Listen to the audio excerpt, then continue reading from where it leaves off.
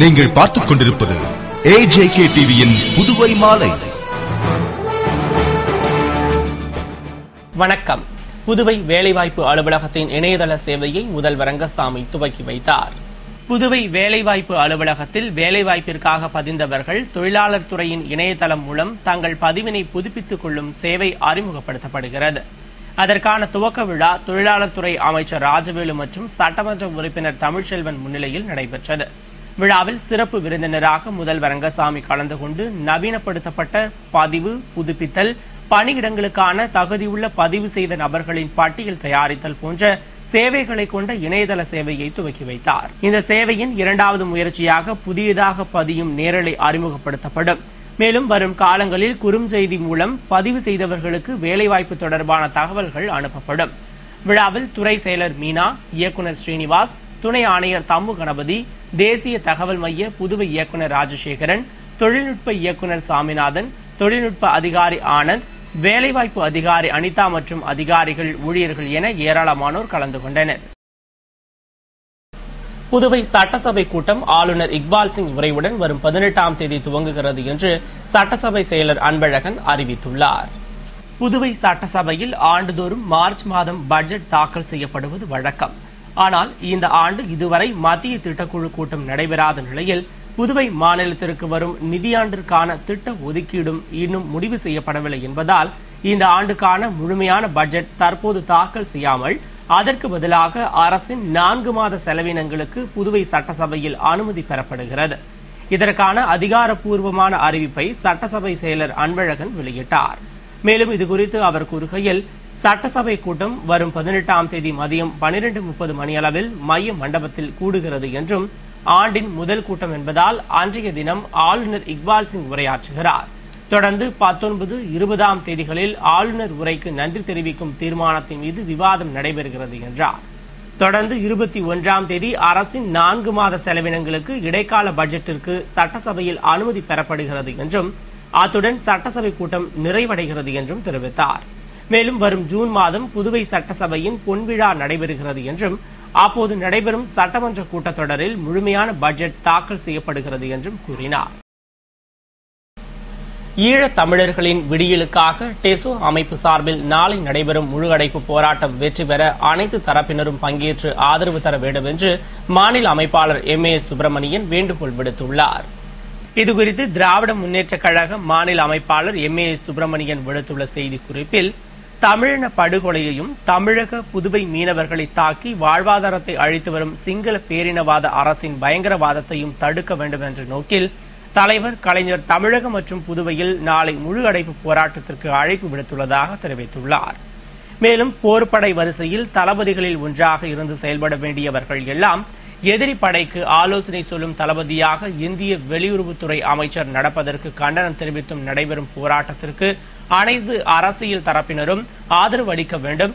அது மட்டுமல்லாமல் அரசு ஊழியர்கள், பல்வேறு தொழிற்சாலைகளில் பணிபுரியும் தொழிலாளர்கள், அமைப்பு சாரா தொழிலாளர்கள், பேருந்து உரிமையாளர்கள், வணிக நிறுவனங்கள், இளைஞர்கள், மாணவர்கள், பொதுமக்கள் என அனைவரும் பங்கேற்று நமது உணர்வை இந்திய அரசிற்கும் உலகிற்கும் எடுத்துக்காட்ட வேண்டும் என்றும், மேலும் இந்த போராட்டத்திற்கு நாம் அளிக்கும் ஆதரவுதான் ஈழத் தமிழர்களின் விடியலுக்கான ஒரு வழியாக இருக்கும். எனவே அனைவரும் ஆதரித்து பங்கேற்று போராட்டத்தை வெற்றி பெற செய்ய வேண்டும் என்றும் கேட்டுக் கொண்டுள்ளார். சேதராப்பட்டு அரசு மேல்நிலைப் பள்ளியின் குடிநீர் தொட்டிகளில் நிலவும் சுகாதார சீர்கேட்டினால் மாணவர்களுக்கு தொற்றுநோய் ஏற்படும் அபாய நிலைக்கு அரசு உடனடி நடவடிக்கை எடுக்க வேண்டும் என்று எதிர்பார்ப்பு எழுந்துள்ளது. உசிடு தொகுதிக்குட்பட்ட சேதராப்பட்டு அரசு மேல்நிலைப் பள்ளியில் நூற்றுக்கணக்கான மாணவ மாணவிகள் கல்வி பயின்று வருகின்றனர். இப்பள்ளியில் மாணவர்கள் தண்ணீர் பருகும் இடங்கள் முறையான பராமரிப்பின்றி பாசி படிந்து காணப்படும் நிலையில் அதில்தான் மாணவர்கள் தண்ணீர் பருகும் அவல நிலையும் உள்ளது. மேலும் அங்கிருந்து வெளியேறும் தண்ணீரும் நீரோட்டம் இல்லாமல் குப்பைகளுடன் தேங்கி நிற்பதால் துர்நாற்றம் வீசுவதோடு சுகாதாரமற்ற நிலை காணப்படுகிறது. அப்பள்ளி குழாய்களில் வரும் குடிநீரும் மாணவர்கள் பருகுவதற்கு சிறிதும் லாயக்கற்றது என்பதும் தெரிய வந்துள்ளது. எனவே அப்பள்ளியின் சுற்றுப்புற சூழல் மாணவர்களுக்கு தொற்று நோயை ஏற்படுத்தும் அபாய நிலையை உருவாக்கியுள்ளதால் கல்வித்துறையும் சுகாதாரத்துறையும் இதற்கு உடனடி நடவடிக்கை எடுத்து மாணவர்கள் ஆரோக்கியமான சூழலில் கல்வி பயிலும் வகையில் ஏற்பாடு செய்ய வேண்டும் என்று மாணவர்களும் பெற்றோர்களும் எதிர்பார்க்கின்றனர். புதுவை சுகாதாரம் மற்றும் குடும்ப நலத்துறை சார்பில் வணிக வரித்துறை மண்டபத்தில் நடைபெற்ற சட்ட விழிப்புணர்வு கூட்டத்தை முதல்வர் ரங்கசாமி துவக்கி வைத்து சிறப்புரையாற்றினார். புதுவை அரசு சுகாதாரம் மற்றும் குடும்ப நலத்துறை சார்பில் வணிக வரித்துறை கூட்ட மண்டபத்தில் முன்பேறு கால நோயறிதல், தொழில்நுட்பங்களை ஒழுங்குமுறைப்படுத்துதல் மற்றும் தவறாக பயன்படுத்துவதை தடை செய்தல் உள்ளிட்ட சட்ட விழிப்புணர்வை மக்களுக்கு ஏற்படுத்தும் விதமாக சட்ட விழிப்புணர்வு கூட்டம் நடைபெற்றது. கூட்டத்தில் முதல்வர் ரங்கசாமி சிறப்பு விருந்தினராக பங்கேற்று கூட்டத்தை துவக்கி வைத்து பெண் சிசு கொலைகளை தடுப்பதற்காக பல்வேறு கடுமையான நடவடிக்கைகள் எடுக்கப்பட்டுள்ளது என்றும், மேலும் மக்களின் மனமாற்றத்திற்காக பல்வேறு விளம்பரங்கள் மற்றும் விழிப்புணர்வு பிரச்சாரங்கள் முடுக்கிவிடப்பட்டுள்ளது என்றும் பேசினார். தொடர்ந்து சுகாதாரம் மற்றும் குடும்ப நலத்துறை இயக்குநர் டாக்டர் ராமன் பேசுகையில், நவீன தொழில்நுட்ப வசதிகளை தவறாக பெண் சிசுக்களை அழிப்பதற்கு பயன்படுத்துவதாக தெரிவித்தார். எனவே பெண் சிசு கொலைகளை தடுப்பதற்கான விழிப்புணர்வை பள்ளி மற்றும் கல்லூரி மாணவிகளுக்கு ஏற்படுத்தும் வகையில் பெண் குழந்தையை காப்போம் என்ற தலைப்பில் கட்டுரை மற்றும் பேச்சு போட்டிகள் நடத்தப்பட்டது என்றும், இதற்கான பரிசளிப்பு விழா விரைவில் நடைபெறவுள்ளது என்றும் தெரிவித்தார். கூட்டத்தில் துறை அதிகாரிகள் மற்றும் அலுவலர்கள் பலர் கலந்து கொண்டனர். வில்லியனூர் திருக்காமீஸ்வரர் கோவிலில் நடைபெற்று வரும் திருப்பணி வேலைகளை நிதி மற்றும் சுற்றுலாத்துறை செயலர் மூர்த்தி நேரில் ஆய்வு செய்தார். புதுவை வில்லியனூரில் அமைந்துள்ள திருக்காமீஸ்வரர் கோவிலில் திருப்பணி வேலைகள் நடைபெற்று வருகின்றன. இந்நிலையில் நிதி மற்றும் சுற்றுலாத்துறை செயலர் மூர்த்தி கோவில் திருப்பணி வேலைகளை நேரில் சென்று ஆய்வு செய்ததுடன் திருப்பணி தொடர்பான தகவல்களையும் கோவில் நிர்வாக அதிகாரியிடம் கேட்டறிந்தார். இதனையடுத்து கோவில் திருப்பணியின் மொத்த மதிப்பீடான 11 கோடி ரூபாயை முழுவதுமாக வழங்குமாறு கோவில் நிர்வாக அதிகாரிகள் செயலர் மூர்த்தியிடம் வேண்டுகோள் விடுத்தனர். அதிகாரிகள் மற்றும் பொதுமக்கள் பலர் இந்த ஆய்வின் போது உடனிருந்தனர்.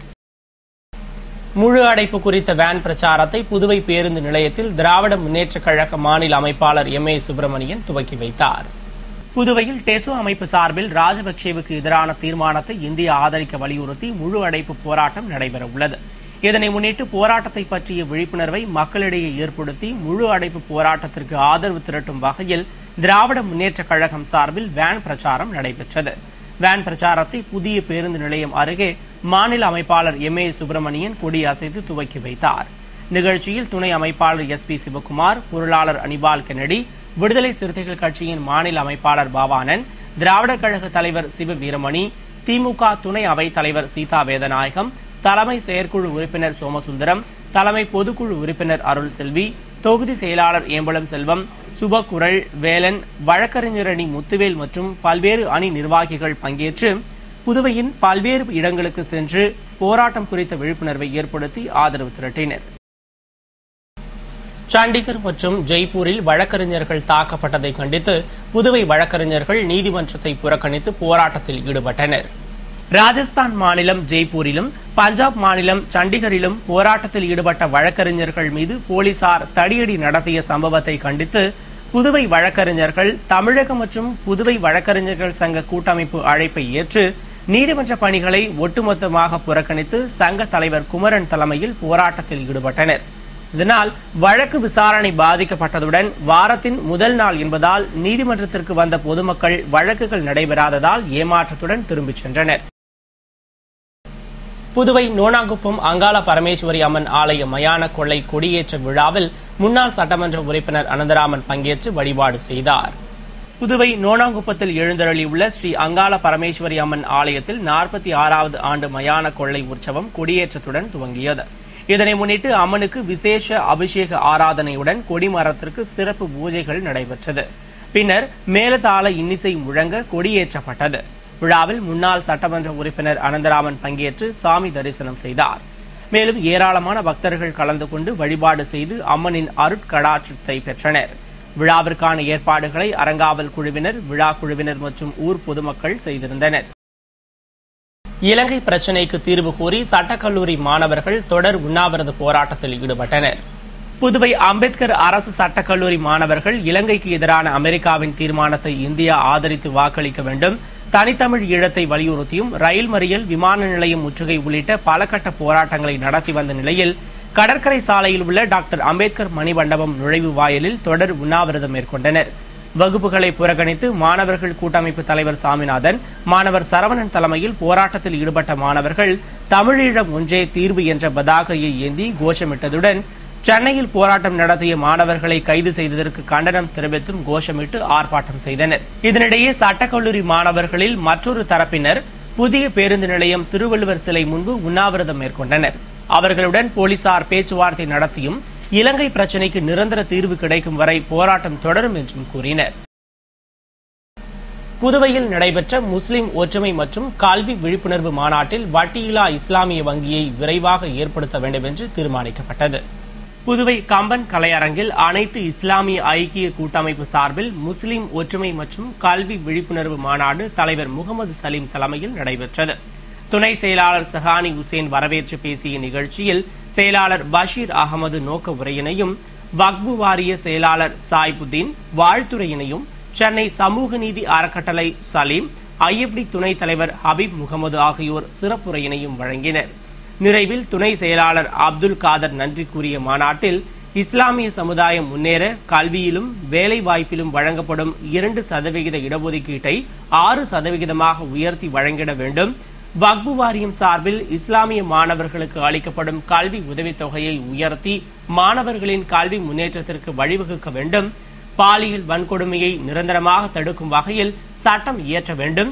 பிரதமர் மன்மோகன் சிங் அறிவித்தபடி வட்டியில்லா இஸ்லாமிய வங்கியை விரைவாக ஏற்படுத்த வேண்டும். வக்பு வாரியத்தை இந்து அறநிலையத்துறையிடமிருந்து பிரித்து தனித்துறையாக மாற்றி அமைக்க வேண்டும் உள்ளிட்ட பல்வேறு தீர்மானங்கள் நிறைவேற்றப்பட்டன. இத்துடன் செய்திகள் நிறைவடைந்தன. வணக்கம்.